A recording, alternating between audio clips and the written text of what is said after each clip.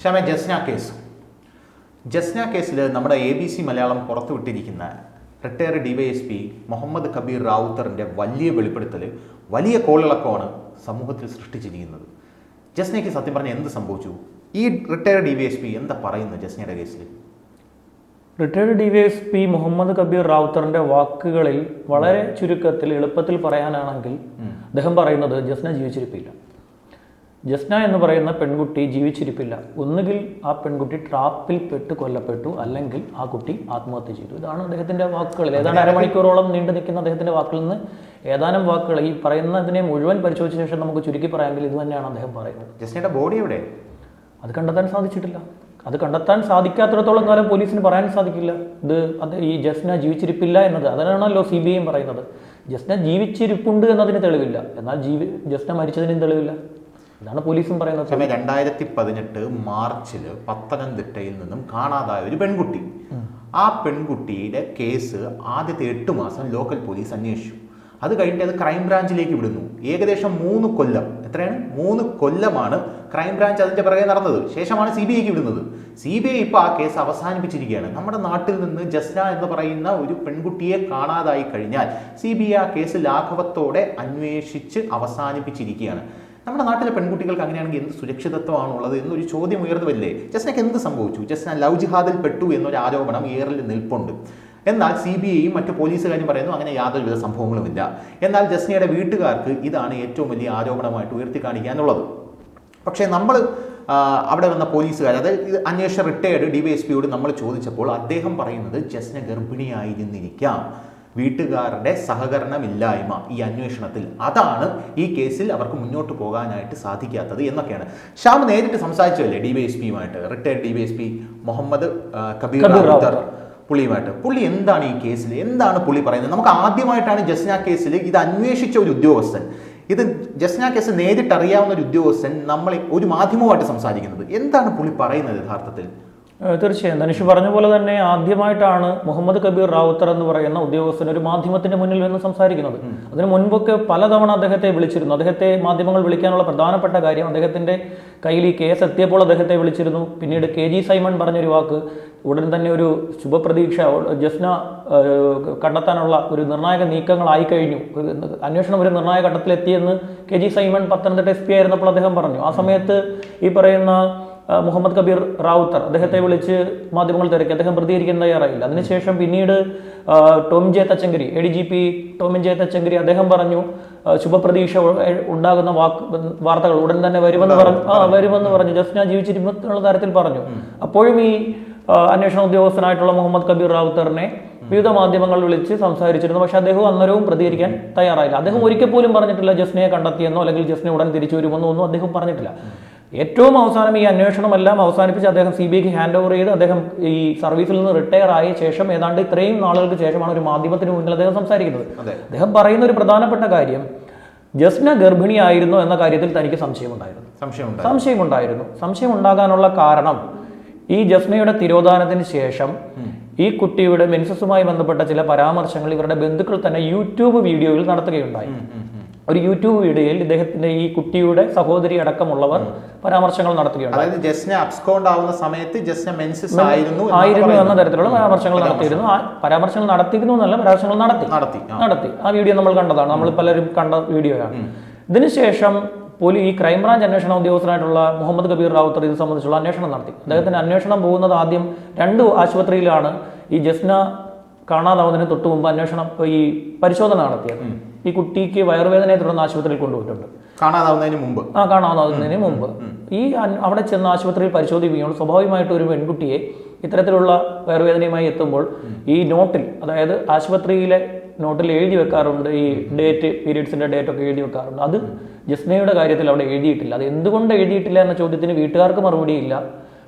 പരിശോധിച്ച ഡോക്ടർ എന്ന് പറയുന്നത് ഒരു വനിതാ ഡോക്ടറാണ്, ഗൈനക്കോളജിസ്റ്റാണ് പരിശോധിച്ചത്. ഈ ഗൈനക്കോളജിസ്റ്റ് എന്ന് പറയുന്നത് ജസ്നയുടെ വീട്ടുകാരുമായി അടുത്ത ബന്ധമുള്ള ഡോക്ടറാണ്. ആ ഡോക്ടർ പലതവണ മുഹമ്മദ് കബീർ റാവുത്തർ ആ ഡോക്ടറുടെ സ്റ്റേറ്റ്മെന്റ് എടുക്കാൻ ശ്രമിച്ചപ്പോൾ ഡോക്ടർ ഒഴിഞ്ഞു മാറി എന്നാണ് അദ്ദേഹത്തിന്റെ പരാമർശം. ആ വീഡിയോ കാണുമ്പോൾ അതിനകത്തുണ്ട്, ഒഴിഞ്ഞു മാറി എന്നാണ് അദ്ദേഹം പറയുന്നത്. ഒടുവിൽ ആ ഡോക്ടറെ ഒരു മഠത്തിലെത്തി നേരിട്ട് കണ്ടു. മൊഴിയെടുത്തപ്പോൾ ഡോക്ടർ പറഞ്ഞത് എൻ്റെ ശ്രദ്ധ ഒരു പക്ഷേ ഞാൻ വിട്ടുപോയതാകാം എന്നവർ പറയുന്നുണ്ട്. അപ്പോൾ അതിനുശേഷം ഈ മെൻസസ് സമയത്തേതായിട്ടുള്ള രക്തപരിശോധനയിലുള്ള കാര്യങ്ങളൊക്കെ പരിശോധിച്ചപ്പോൾ അത് ആ രീതിയിൽ മെൻസസ് ആയിരുന്നില്ല എന്നാണ് പറയുന്നത് ഈ മുഹമ്മദ് കബീർ റാവുത്തർ. അന്നത്തെ ആ പരിശോധനാ റിപ്പോർട്ടൊക്കെ അദ്ദേഹം വിശദമായി പരിശോധിച്ചു. പോലീസിന്റെ കണ്ടെത്തലിൽ പറയുന്നത് ജസ്നയെ കാണാതാവുന്നതിന് മുമ്പ് ജസ്ന മെൻസസ് ആയിരുന്നില്ല എന്ന് പറയുന്നു. പക്ഷേ വീട്ടുകാർ പറയുന്നത് ജസ്ന മെൻസസ് ആയിരുന്നു, അമിതമായ രക്തസ്രാവം ആ സമയത്ത് ആ കുട്ടിക്ക് ഉണ്ടായിരുന്നു എന്നാണ് വീട്ടുകാർ ബന്ധുക്കൾ പറയുന്നത്. ജസ്ന ഗർഭിണിയായിരുന്നു ആയിരുന്നു എന്ന തരത്തിലാണ് അദ്ദേഹത്തിന്റെ പരാമർശങ്ങൾ വരുന്നത്. പൂർണ്ണമായി അദ്ദേഹത്തിന് അത് തെളിയിക്കാൻ സാധിച്ചിട്ടില്ല. കാരണം ഒന്നാമത്തെ കാര്യം ഈ പറയുന്ന രേഖകളിൽ പൂർണ്ണമായത് എഴുതിയിട്ടില്ല. ആ കുട്ടി പ്രഗ്നന്റ് ആണെന്ന് രേഖകളിലില്ല. എന്നാൽ ആ കുട്ടിയുടെ റിപ്പോർട്ടുകൾ പരിശോധിക്കുമ്പോൾ, ഈ വയറുവേദനയെ തുടർന്ന് നടത്തിയ റിപ്പോർട്ടുകൾ പരിശോധിക്കുമ്പോൾ ആർത്തവ സമയം അടുത്തതിന്റെ കാര്യങ്ങളും അതിൽ ഉൾപ്പെട്ടിട്ടില്ല, അല്ലെങ്കിൽ മെൻസസ് ആയിരുന്നു എന്നുള്ള കാര്യവും ഉൾപ്പെട്ടിട്ടില്ല. അതാണ് അദ്ദേഹം ഉന്നയിക്കുന്ന പ്രധാനപ്പെട്ട സംശയം. പിന്നീട് അദ്ദേഹം പറയുന്ന പ്രധാനപ്പെട്ട ഒരു കാര്യം, ഈ പറയുന്ന ഈ ജസ്നയുടെ ബന്ധുക്കൾക്ക് അത് വളരെ കൃത്യമായി തന്നെ പറയുന്നുണ്ട്, ബന്ധുക്കൾക്ക് ഈ കുട്ടിയെ പെട്ടെന്ന് കണ്ടെത്തണം എന്നൊരാവശ്യം ഉണ്ടായിരുന്നില്ല. അത് അദ്ദേഹത്തിന്റെ ഇന്റർവ്യൂ നമുക്ക് പ്രേക്ഷകർ കണ്ടു കഴിഞ്ഞാൽ മനസ്സിലാവും. അദ്ദേഹം വളരെ കൃത്യമായി പറയുന്നുണ്ട്. അത് ഞാൻ ചോദിക്കുകയും ചെയ്യുന്നുണ്ട്. അതായത് ജസ്നയുടെ അച്ഛൻ ജോസഫ് ജെയിംസിന്റെ അച്ഛൻ ജെയിംസിന് അടക്കം ജസ്നയെ പെട്ടെന്ന് കണ്ടെത്തണമെന്നില്ല എന്നൊരു മനസ്സിലായിരുന്നു എന്നാണ് റിട്ടയർഡ് ഡിവൈഎസ്പി പറയുന്നത്. കാരണം പല കാര്യങ്ങളും ഹൈഡ് ചെയ്യുന്നുണ്ട് എന്ന് അദ്ദേഹം വീട്ടുകാർ ഹൈഡ് ചെയ്യും. അത് മെൻസസിന്റെ കാര്യം പറഞ്ഞപ്പോൾ തന്നെ അത് തന്നെ. അതിലെ മറ്റൊരു പ്രധാനപ്പെട്ട കാര്യമുണ്ട്. ജസ്നയെ കാണാതായപ്പോൾ ജസ്ന ധരിച്ചിരുന്ന വസ്ത്രം സംബന്ധിച്ച് ഇവർ തെറ്റായ മൊഴിയാണ് ക്രൈംബ്രാഞ്ചിനും പോലീസിനും നൽകിയിരുന്നത്. ആദ്യം 8 മാസം ഈ കേസ് അന്വേഷിച്ച വെച്ചുച്ചിറ പോലീസാണ്. വെച്ചുച്ചിറ പോലീസിന് നൽകിയ സ്റ്റേറ്റ്മെന്റും ക്രൈംബ്രാഞ്ച് 8 മാസത്തിന് ശേഷം ക്രൈംബ്രാഞ്ച് വന്നപ്പോഴും ഒരേ സ്റ്റേറ്റ്മെന്റ് നൽകി. 1.5 വർഷത്തിന് ശേഷമാണ് ക്രൈംബ്രാഞ്ച് തന്നെ കണ്ടെത്തി ഈ കുട്ടി പോയ സമയത്ത് ധരിച്ചിരുന്ന വസ്ത്രം എന്താണെന്ന് ക്രൈംബ്രാഞ്ച് കണ്ടെത്തി ഈ ബന്ധുക്കളോട് ചോദിച്ചപ്പോഴാണ് പറയുന്നത്, അയ്യോ ഞങ്ങൾ വിട്ടുപോയതാണ്. ഈ 1.5 വർഷം അവർ ആ വിവരം ഹൈഡ് ചെയ്ത് വെച്ചു. CCTV എടുക്കാനും പോലീസിന് ഒരു CCTVയും സാക്ഷിമൊഴികളും എല്ലാം പരിശോധിച്ചപ്പോഴാണ് ജസ്ന ധരിച്ചിരുന്ന വസ്ത്രം എന്താണ് എന്നത്, ഇത് ചുരിദാറാണോ ഇത് ജീൻസും ടോപ്പുമാണോ എന്നെ സംബന്ധിച്ച് ഒരു കൃത്യമായ ഒരു വിവരം പോലീസിന് ലഭിക്കുന്നത്, ഈ അന്വേഷണ സംഘത്തിന് ലഭിക്കുന്നത്. ആ സ്റ്റേറ്റ്മെന്റും ആ തെളിവും വെച്ച് ഇവരോട് ചോദിക്കുമ്പോൾ, അതായത് ജസ്നയുടെ പിതാവിനോടും സഹോദരിയോടും ഒക്കെ ചോദിച്ചപ്പോഴാണ് ഇവർ പറയുന്നത്, അയ്യോ ഞങ്ങൾ വിട്ടുപോയതാണ്, 1.5 വർഷം അത് നീണ്ടുപോയി എന്നാണ് മുഹമ്മദ് കബീർ റാവുത്തർ. ഇത് നമ്മൾ പറയുന്നതല്ല, മുഹമ്മദ് കബീർ റാവുത്തർ എന്ന അന്വേഷണ ഉദ്യോഗസ്ഥനാണ് പറയുന്നത്. നമ്മൾ ആരുടെ പേരിൽ ആരോപണം ഉന്നയിക്കുന്നില്ല. അദ്ദേഹം പറയുന്നു ഈ 1.5 വർഷം എന്താണ് ഇത് ഹൈഡ് ചെയ്തത്, അത് 1.5 വർഷം ബാധിച്ചു ഈ കേസിനെ. അതായത് ജസ്നയുടെ വീട്ടുകാരുടെ തീർത്തും നിരുത്തരപരമായിട്ടുള്ള സമീപനം കാരണമാണ് പോലീസിന് ഈ കേസിൽ ഒരു തുമ്പ് കണ്ടെത്താൻ സാധിക്കാത്തത് എന്നുള്ളത് നിരുത്തരവാദിത്വമല്ല ധനുഷ്. അദ്ദേഹം പറയുന്നത് അവർക്ക് എന്തൊക്കെയോ ഹൈഡ് ചെയ്യാനുണ്ട്. അതെ, അതന്നെ. ഉത്തരവാദിത്വത്തിൽ നിന്ന് മാറി വ്യതിചലിച്ചു എന്നല്ല പറയുന്നത്, അവർക്ക് ഹൈഡ് ചെയ്യാൻ എന്തൊക്കെയോ വേണ്ട എന്നുള്ള രീതിയിലാണ് പുള്ളി പറയുന്നത്. വേണമോ എന്നല്ല, പെട്ടെന്ന് കണ്ടെത്തിയാൽ എന്ത് സംഭവിക്കും, എന്തെങ്കിലും സംഭവിച്ചാലോ എന്നൊരു കാര്യം അവർക്കുണ്ട് എന്നൊരു തോന്നൽ അദ്ദേഹത്തിന് പറയുന്നു. പിന്നീട് വളരെ പ്രധാനപ്പെട്ട ഒരു കാര്യം, ഒരു സ്റ്റേറ്റ്മെന്റ് ഒരാൾ നൽകി, അതായത് പോലീസിനെ സംബന്ധിച്ചിടത്തോളം കൃത്യമായി ചോദിക്കാൻ സാധിക്കാത്ത ഒരു ഘട്ടം കൃത്യമായി. ഇപ്പോൾ നമുക്ക് ഉത്ര കേസ് എടുക്കാം. ഉത്ര എന്ന് പറയുന്ന പെൺകുട്ടിയെ പാമ്പ് കടിയേറ്റാണ് സൂരജ് സൂരജിലേക്ക് സംശയം പൂർണ്ണമായും ഇല്ല എന്നുണ്ടെങ്കിൽ സൂരജിനെ ആ രീതിയിൽ ചോദ്യം ചെയ്യാൻ പോലീസിന് പറ്റില്ല. തീർച്ചയായും. കാര്യം ഭർത്താവാണ്, ഭർത്താവിനെ മാനസികമായി ടോർച്ചർ ചെയ്തു എന്നൊരു അവസ്ഥയിലെ കാര്യങ്ങൾ എത്തിക്കഴിഞ്ഞാൽ പൊതുസമൂഹം ഈ വിഷയത്തിൽ ഇടപെടും. ഉത്രയുടെ വീട്ടുകാരെ ശക്തമായിട്ട് നിന്നതുകൊണ്ടാണ് സൂരജിനെ ചോദ്യം ചെയ്യാനും സൂരജിനെ പിടികൂടാനും സാധിച്ചത്. ഉത്രയുടെ ബന്ധുക്കൾ പറയുന്നു, ഇല്ല സൂരജ് അല്ല, ഞങ്ങൾക്ക് യാതൊരു സംശയമില്ലെന്ന് പറഞ്ഞാൽ പോലീസിന് ആ രീതിയിൽ സൂരജിനെ പിടിച്ചു നിർത്തി ചോദ്യം ചെയ്യാൻ പറ്റില്ല. ഇവിടെ ജസ്നയുടെ രക്തബന്ധമാണ് ഇവരെ ചോദ്യം ചെയ്യുന്നതിന് പോലീസിന് പരിധിയുണ്ട്. തീർച്ചയായും. ആ പരിധിയാണ് ഈ പറയുന്ന ഹൈഡ് ചെയ്ത് വെക്കാൻ ഇവർക്ക് എളുപ്പമാവുന്നത്. ഇതാണ് മുഹമ്മദ് കബീർ റാവുത്തർ പറയുന്നത്. പോരാത്തതിന് ഒരു അജ്ഞാത സുഹൃത്തിനെ കുറിച്ച് ജസ്നയുടെ അച്ഛൻ നിരന്തരം പറയുന്നുണ്ട്. എന്താണ് ഈ അജ്ഞാത സുഹൃത്തിനെ പുള്ളിക്കാരൻ നിരന്തരമായിട്ട് എടുത്ത് പൊതുസമൂഹത്തിന്റെ മുന്നിലേക്ക് ഇടാനുള്ള ഒരു കാരണം ഷാമിന് തോന്നുന്നത്? ഇത് പ്രധാനപ്പെട്ട ഒരു കാര്യം. ഈ കേസ് അന്വേഷണം തുടങ്ങുന്ന ഒരു സമയത്ത് അന്വേഷണം തുടങ്ങി വെച്ചുച്ചിറ പോലീസ് ഇത് മാർച്ച് 22 ഈ കുട്ടിയെ കാണാതാവുന്നു. മാർച്ച് 23 വെച്ചുച്ചിറ പോലീസ് സ്റ്റേഷനിൽ ഇത് സംബന്ധിച്ച മാൻ മിസ്സിംഗിന്റെ FIR രജിസ്റ്റർ ചെയ്യപ്പെട്ടു. ഇതിനുശേഷം മെയ് മാസത്തോടു കൂടിയാണ് ഈ കാര്യത്തിൽ വലിയൊരു അന്വേഷണം ആരംഭിക്കുന്നത്. ഈ അന്വേഷണം ആരംഭിക്കാനുള്ള കാരണം മെയ് മാസത്തിൽ വെച്ചുച്ചിറ പോലീസ് സ്റ്റേഷനിലേക്ക് ഒരു ഫോൺ കോൾ എത്തി. ഫോൺ കോൾ ഇവിടെ നിന്നാണ്, അതായത് മലപ്പുറം ജില്ലയിലെ ഒരു പാർക്കിലെ ജീവനക്കാരനാണ് ഈ പറയുന്ന ഫോൺ വിളിക്കുന്നത്, വെച്ചുച്ചിറ സ്റ്റേഷനിലേക്ക് വിളിക്കുന്നത്. അദ്ദേഹം പറയുന്ന ഒരു കാര്യം, ജസ്നയ്ക്ക് സമാനമായിട്ടുള്ള ഒരു പെൺകുട്ടിയെ താൻ കണ്ടു പാർക്കിൽ, മലപ്പുറത്തെ ഒരു പാർക്കിൽ ഞാൻ കണ്ടു. ഈ പെൺകുട്ടി കരയുകയായിരുന്നു. പെൺകുട്ടിയെ ഒരു കൂടെയുള്ള കുട്ടി ആശ്വസിപ്പിക്കുന്നുണ്ടായിരുന്നു. 3 ചെറുപ്പക്കാർ ഇതിന്റെ അടുത്ത് ഈ 2 പേരുടെയും അടുത്തായി ഉണ്ടായിരുന്നു. 3 ചെറുപ്പക്കാർ ഉണ്ടായിരുന്നു എന്ന് പറഞ്ഞു. അദ്ദേഹം ആ സമയത്ത് ജസ്നയുടെ ഫോട്ടോയൊക്കെ കണ്ട ശേഷമാണ് അദ്ദേഹം പറയുന്നത്. അദ്ദേഹം പറഞ്ഞ വസ്ത്രധാരണ രീതി, ജസ്നയെ കാണാതായപ്പോൾ വസ്ത്രധാരണ രീതി, ഇത് രണ്ടും വ്യത്യസ്തമായിരുന്നു. അതായത് വ്യത്യസ്തമായിരുന്നു എന്ന് പറയാനുള്ള കാരണം, വീട്ടുകാർ ആദ്യം പറഞ്ഞ വസ്ത്രധാരണ രീതി അല്ലായിരുന്നു ജസ്ന അപ്പം ധരിച്ചിരുന്നത്. വസ്ത്രമായിരുന്നില്ല. ഇത് ഞാൻ പറഞ്ഞല്ലോ, 1.5 വർഷത്തിന് ശേഷമാണ് അതിൽ കൺക്ലൂഷൻ ഉണ്ടായത്. എന്ത് വസ്ത്രമാണ് ധരിച്ചിരുന്നത്? ഈ 1.5 വർഷത്തിന് ശേഷം കണ്ടുപിടിച്ച വസ്ത്രധാരണ രീതി തന്നെയായിരുന്നു മലപ്പുറത്ത് കണ്ടെത്തിയത്. അയാൾ പണ്ടു എന്ന് പറയുന്ന പെൺകുട്ടിക്ക് ഈ പറയുന്ന വസ്ത്രം തന്നെയായിരുന്നു. അത് പറയാൻ പറ്റില്ല. അത് പോലീസ് കണ്ടുപിടിക്കേണ്ടതാണ്. വെച്ചുച്ചിറ പോലീസ് അവിടെ എത്തി നേരിട്ട് അന്വേഷണം നടത്തിയ ശേഷം വെച്ചുച്ചിറ പോലീസ് പറഞ്ഞത് ജസ്നയല്ല. ഇതിനുശേഷം ക്രൈംബ്രാഞ്ച് സത്യസരണി അടക്കമുള്ള ഭാഗങ്ങളിൽ അന്വേഷണം നടത്തി. ഒരു ലവ് ജിഹാദിന്റെ ആംഗിളിൽ ക്രൈംബ്രാഞ്ച് അന്വേഷണം നടത്തി. വിവിധ മതപഠന കേന്ദ്രങ്ങളിലെ രജിസ്റ്ററുകളിൽ ജസ്നയുടെ പേരുണ്ടോ അല്ലെങ്കിൽ സംശയിക്കപ്പെടുന്ന രീതിയിൽ ആരെങ്കിലും ഉണ്ടോ എന്ന് ക്രൈംബ്രാഞ്ചും ഇതൊരു ലവ് ജിഹാദ് ആംഗിളിലേക്ക് കൊണ്ടുവരുന്നതാണ്. ഈ മലപ്പുറത്ത് കണ്ടു എന്നതിന് ശേഷമാണ് ഇത് വരുന്നത്. ഇത് ആദ്യം ഈ ഒരു ഘട്ടത്തിലേക്കൊക്കെ കൊണ്ടുപോകുന്നത്, വിവാദങ്ങളിലേക്ക് നയിക്കുന്നത് എന്ന് പറയുന്നത് ഈ മലപ്പുറത്ത് കണ്ടു എന്ന് പറയുന്ന സാഹചര്യത്തിലാണ്. പിന്നീട് ഇത് കാസ ഏറ്റെടുക്കാൻ കാരണം അവർക്ക് ഇതുമായി ബന്ധപ്പെട്ട കുറെ കാര്യങ്ങൾ വരികയുണ്ടായി. പല ഭാഗങ്ങളിൽ നിന്നും വിവരങ്ങൾ ലഭിക്കുകയുണ്ടായി. പല രാജ്യങ്ങളിൽ കണ്ടു, ബാംഗ്ലൂരിൽ കണ്ടു, കൊടക് പോലെയുള്ള മേഖലകളിൽ കണ്ടു. ഈ കൊടക് ഏരിയ ഒക്കെ നമുക്ക് അറിയാവുന്നതാണ്. കൊടകിൽ കണ്ടു എന്നൊക്കെ പറയുന്ന കാര്യങ്ങൾ വന്നപ്പോഴാണ് കാസ ഇതിൽ ഇടപെട്ട് കാസ ഇതിൽ വലിയ ഇടപാടുകൾ നടത്തുകയും ഇതിന്റെ കാര്യത്തിലൊക്കെ ഉത്തരവാദിത്തത്തോടെ അവർ ഇടപെടുകയൊക്കെ ചെയ്തത്. പക്ഷേ കാസയോട് പോലും കൃത്യമായി ഈ ബന്ധുക്കൾ സഹകരിച്ചോന്ന് സംശയമുണ്ട്. കാസയോട് കേരള പോലീസും CBIയും നമ്മുടെ ക്രൈംബ്രാഞ്ച് എല്ലാം ഈ ലവ് ജിഹാദിന്റെ ആംഗിൾ തീർച്ചയായും നടത്തി. വെച്ചുച്ചിറ പോലീസ് ഈ കാര്യത്തിൽ ആദ്യം അന്വേഷണം നടത്തി. പിന്നീട് IG മനോജ് അബ്രഹാമിന്റെ നേതൃത്വത്തിലുള്ള ഒരു അന്വേഷണ സംഘം ഈ കാര്യത്തിൽ നടത്തുകയുണ്ടായി. ഈ പറയുന്ന മുഹമ്മദ് കബീർ റാവുത്തർ ഈ മലപ്പുറം ഏരിയകളിലുള്ള മതപഠന കേന്ദ്രങ്ങളിലും വടക്കൻ മലബാറിലെ മേഖലകളിലും ഒക്കെ അന്വേഷണം നടത്തി ഇതുമായി ബന്ധപ്പെട്ട. അപ്പോൾ അപ്പോഴൊന്നും ഈ പറയുന്നത് കണ്ടെത്താൻ സാധിക്കും. പിന്നീട് CBI അന്വേഷിച്ചു.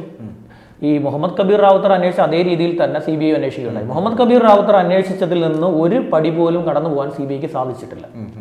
നമുക്ക് CBIയുടെ അന്വേഷണത്തെ കുറ്റം പറയുകയല്ല, എന്നാലും ധനുഷിനോട് വളരെ തമാശപരമായിട്ടുള്ള ഒരു കാര്യം പറയാം. അതായത് CBI അന്വേഷിച്ച് കൃത്യമായി കേരളത്തിൽ കണ്ടെത്തിയിട്ടുള്ള ഒരു കേസ് എന്ന് പറയുന്നത്, അഭയ കേസ് മാറ്റി നിർത്തി കഴിഞ്ഞാൽ വേറെ ഏത് കേസ് ഉണ്ടെന്നുള്ളൊരു വലിയ സംശയമാണ്. പിന്നീട് അല്ലെങ്കിൽ സേതുരാമയ്യർ CBI സിനിമകൾ കണ്ടു കഴിഞ്ഞാൽ മാത്രമേ പറയുള്ളൂ. കാര്യം കവിയൂർ കേസൊക്കെ അന്വേഷിച്ചിട്ട് ഏറ്റവും അവസാനം കുട്ടിയെ പീഡിപ്പിച്ചത് അച്ഛനാണെന്ന് സ്റ്റേറ്റ്മെന്റ് CBI കോടതിയിൽ കൊണ്ടുപോയി കൊടുത്തിട്ട് CBI കോടതിയിൽ നിന്ന് അവരെ ആട്ടിവിട്ടതാണ്. ഇത് അച്ഛനാണ് പീഡിപ്പിച്ചതെന്ന് പറഞ്ഞിട്ട് അവർ ആദ്യം ഒരു മൊഴി കൊടുത്തു. പിന്നീട് അവർ കൊണ്ടുപോയി ഒരു സ്റ്റേറ്റ്മെന്റ് കൊടുത്തു, ഇത് പീഡിപ്പിക്കപ്പെട്ടിട്ടുണ്ട്, പക്ഷേ തങ്ങൾക്ക് കണ്ടെത്താൻ സാധിക്കുന്നില്ല. കേസ് അവസാനിപ്പിക്കണമെന്ന് പറഞ്ഞാണ് ഏറ്റവും അവസാനം ഒരു റിപ്പോർട്ട് കൊണ്ടുപോയി അവർ അഭയ കേസിൽ ക്ഷമിക്കണം കവിയൂരിലൊക്കെ കൊണ്ടുപോയി അവർ കൊടുത്തിരിക്കുന്നത്. ശ്യാമ, ഇപ്പോൾ CBI ഈ കേസ് അവസാനിപ്പിച്ചപ്പോൾ ജസ്നയുടെ പിതാവ് ഒരു ഹർജി കൊണ്ട് CJM കോടതിയിൽ കൊടുത്തിട്ടുണ്ട്. പക്ഷേ ആ ഹർജി അത് ആ ആരോപണങ്ങൾ CBI നിഷേധിക്കുകയാണ് ചെയ്തത്. അതിനകത്ത് ഒരുപാട് ആരോപണങ്ങൾ പുള്ളി പറയുന്നുണ്ട്. CBI പ്രധാനമായിട്ട് പറയുന്നത് ഈ ആരോപണങ്ങളൊന്നും പുള്ളി ഞങ്ങളോട് പറഞ്ഞിരുന്നില്ല എന്നുള്ള രീതിയിലാണ് CBI സംസാരിച്ചുകൊണ്ടിരിക്കുന്നത്. ഈ ആരോപണങ്ങളൊന്നും ഞങ്ങളോട് പറയുന്നില്ല, പോലെ തന്നെ ഞങ്ങൾ ഈ കേസ് മുഴുവനായിട്ടും അവസാനിപ്പിച്ചിട്ടില്ല, ഞങ്ങൾ ഈ കേസ് താൽക്കാലികമായിട്ട് അവസാനിപ്പിച്ചു എന്നാണ് CBI പറയുന്നത്. പുനരന്വേഷിക്കാൻ തയ്യാറാണെന്ന് പറയുന്നത്. പക്ഷെ യാതൊരുവിധ തുമ്പും ഇതിൽ കിട്ടിയിട്ടില്ല എന്ന് പറയണം. എനിക്ക് വളരെ അത്ഭുതപ്പെടുത്തുന്ന ഒരു കാര്യമാണ്. കാരണം നമ്മുടെ നാട്ടിലെ ഒരു കുട്ടിയെ കാണാതായിട്ട് 2018 കാണാതായി, മാർച്ചിൽ കാണാതായി, പത്തനംതിട്ട വെച്ചൂച്ചിറയിൽ നിന്നും കാണാതായി, ഇപ്പോൾ 2024 നമ്മൾ ഇരിക്കുന്നത്. ഇതിനുശേഷം എത്രയോ ഓണം വന്നു, വിഷു വന്നു, പുതുവത്സരം വന്നു, എല്ലാം വന്നു. ജസ്ന എവിടെയാണെന്ന് ആർക്കും അറിയില്ല. CBIക്ക് അറിയില്ല, ക്രൈംബ്രാഞ്ചിന് അറിയില്ല, കേരള പോലീസിന് ആർക്കും അറിയില്ല. ഇവരോടെല്ലാം ചോദിക്കുമ്പോൾ നമ്മുടെ കബീർ റാവുത്തർ സാർ അടക്കം പറയുന്നത് ഈ കേസ് വഴിമുട്ടാനുള്ള പ്രധാനപ്പെട്ട കാരണം അവരുടെ വീട്ടുകാർ സഹകരിക്കാത്തത് എന്നുള്ള രീതിയിലാണ് വലിയ രീതിയിലുള്ള സംസാരങ്ങൾ വരുന്നത്. അപ്പോൾ യഥാർത്ഥത്തിൽ CBI ഈ കേസ് പുനരന്വേഷിക്കേണ്ടത് എന്തിന്റെ അടിസ്ഥാനത്തിലാണ് എന്നാണ് ശ്യാമിന് തോന്നുന്നത്? എന്ത് തെളിവിന്റെ അടിസ്ഥാനത്തിൽ? CBIക്ക് തെളിവില്ലെങ്കിൽ ഇത് പുനരന്വേഷിക്കാൻ സാധിക്കില്ലല്ലോ. എന്തിന്റെ അടിസ്ഥാനത്തിലായിരിക്കും CBI ഇത് പുനരന്വേഷിക്കേണ്ടി വരുന്നത്? അന്വേഷിക്കുകയാണെങ്കിൽ നമുക്ക് ധനുഷ് പ്രധാനപ്പെട്ട ഒരു കാര്യം, ഏത് കേസ് നോക്കിയാലും അതിന് അന്വേഷണത്തിന് ഒരു ബേസ് അടിസ്ഥാനം വേണം. അതിൽ നിന്ന് മാത്രമേ നമുക്ക് തുടങ്ങാൻ പറ്റുള്ളൂ. തുമ്പെന്ന് പറയുന്നത് ചില കേസുകൾ ദൈവത്തിന്റെ അജ്ഞാതമായിട്ടുള്ള സ്പർശനം എന്നൊക്കെ പറയാറുണ്ട്. അതുപോലും ഇല്ലാത്തൊരു കേസ്. ഇത് മാറാനുള്ള കാരണം ഈ കുട്ടിയെ കാണാതായ ദിവസം മുതൽ വെച്ചൂച്ചിറ പോലീസ് കാണിച്ച ഒരു ഉത്തരവാദിത്വമില്ലായ്മ. ഒരു പെൺകുട്ടിയെ കാണാതാകുമ്പോൾ അത് കാമുകന്റെ കൂടെ ഒളിച്ചോടിയതാകാമെന്ന് അവരുടെ നോർമൽ ചിന്താഗതി. സ്വാഭാവികമാണ്. അവർ അപ്പോൾ സംഭവിച്ചത് എന്താണ്? കേരള പോലീസിന് വേറൊരു പ്രത്യേകതയുണ്ട്. കാമുകന്റെ കൂടെ ഒളിച്ചോടിയതായിരിക്കാം, 2 ദിവസം കഴിയുമ്പോൾ വന്നോളും എന്നൊരു ചിന്ത ഇക്കാര്യത്തിലുണ്ടായിരുന്നു. അപ്പോൾ സംഭവിച്ചത് എന്താണ്? അന്നത്തെ CCTV ബാക്കപ്പ് പല സ്ഥലങ്ങളിലും ഇന്നത്തെ പോലെയല്ല. ബാക്കപ്പ് എന്ന് പറയുന്ന 1 മാസത്തോളം മാത്രമേ ഉണ്ടായിരുന്നുള്ളൂ. 2018 പല സ്ഥലങ്ങളിലും 1 മാസത്തിൽ കൂടുതൽ ബാക്കപ്പ് ഉള്ള CCTV വളരെ കുറവായിരിക്കും.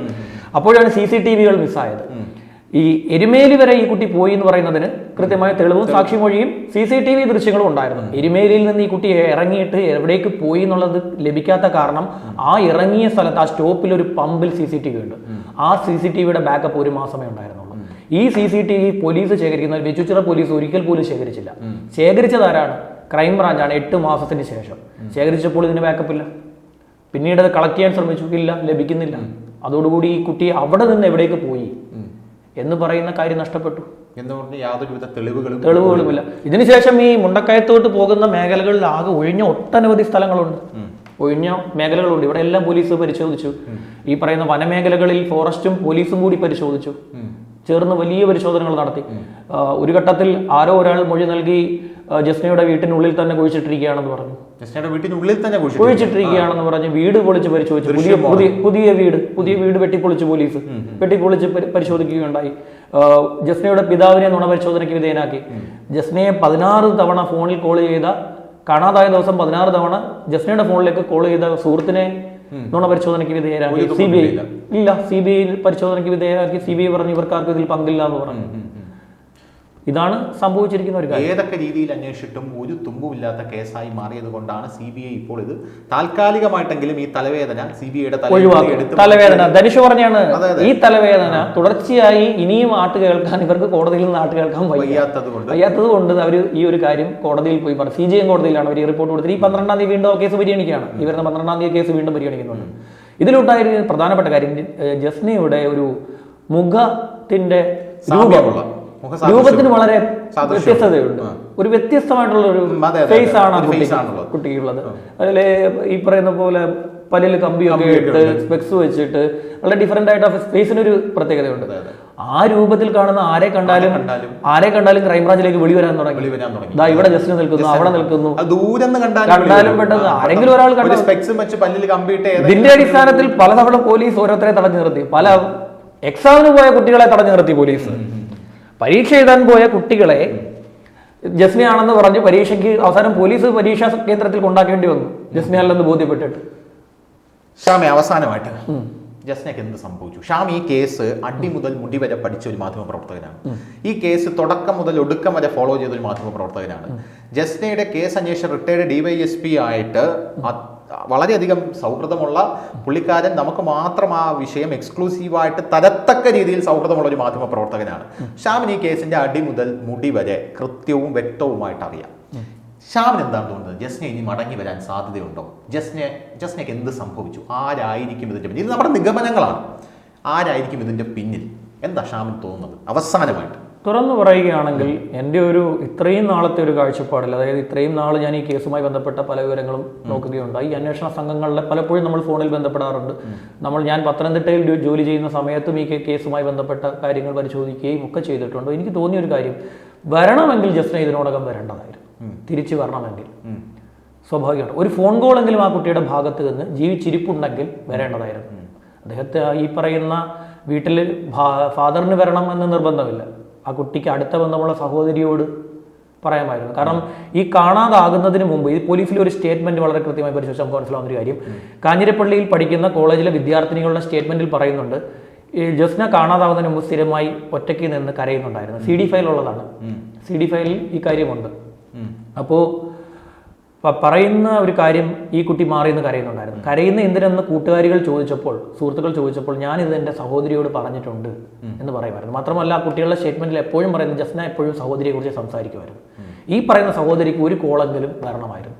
അതുണ്ടായിട്ടില്ല. ജസ്ന മരിച്ചു, വരാൻ സാധ്യതയില്ല. മരിച്ചു എന്ന് പറയാൻ സാധ്യത.